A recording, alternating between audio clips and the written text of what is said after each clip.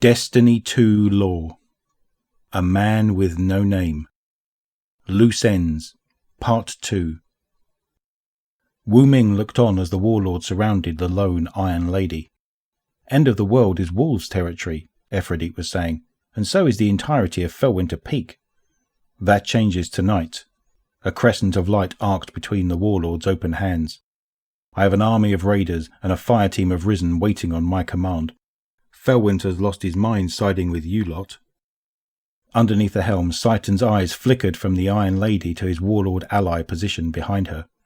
The flanking warlord raised a massive hand cannon and thundered a bullet directly into Seitan's chest as Aphrodite dropped to a knee. She swung her cannon to her right with her left fist and let loose a roaring double tap behind her, shattering the rear warlord's head. Wu Ming saw that she hadn't so much as looked.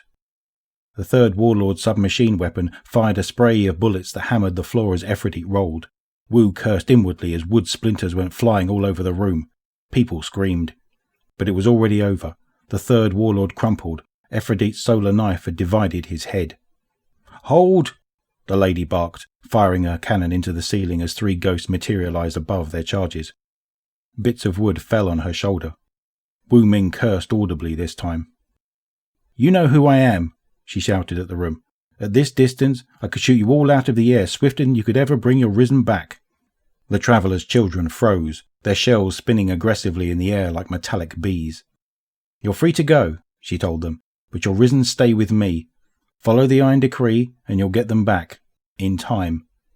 The ghosts looked at one another. "Tell the warlords," she sneered, "Fellwinter Peak belongs to the wolves." The ghosts left the way their owners came. The bar patrons began murmuring. Aphrodite's ghost, always a quick thinker, started playing music, Lady Scory singing an old hymn. The patrons backed away from the three warlord bodies, but began chattering amongst themselves. The din of conversation gradually filled the room and built to a dull roar. The music helped. "Is this why you asked me here?" Aphrodite said, holstering her weapon. "You said you had some business that paid." "I did. You just finished it," he responded, reaching out with a fistful of glimmer. The Iron Lady stared down at it, gawking beneath her helmet. "Who the hell pays you?" "I have means," Wu Ming said, chuckling. "Stick with me, sister. I'll make you rich. I promise." She eagerly took the sapphire cubes out of his hand. Glimmer represented pure material potential. "You didn't bring Fellwinter," Wu said. She eyed him. "I told you he never comes down from the peak unless it's official Iron Lord business. What do you need from him?" "Hey, what are you doing later?" Wu asked suddenly.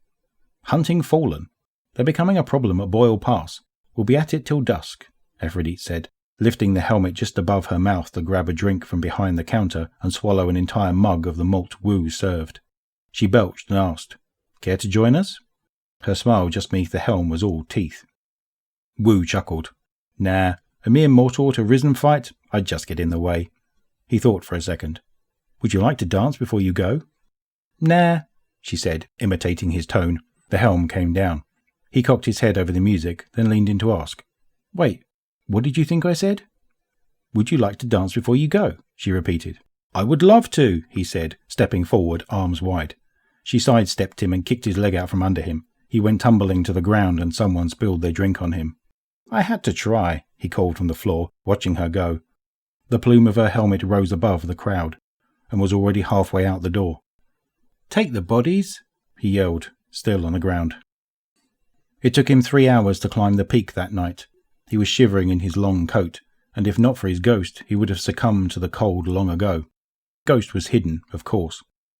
The massive castle doors were already open when he arrived at the top. An Exo, eyes glowing in its sleek black skull, stood just beyond them. It released whatever weapon it was reaching for inside its great coat when Wu Ming approached with his hands held high. "I come in peace, brother,"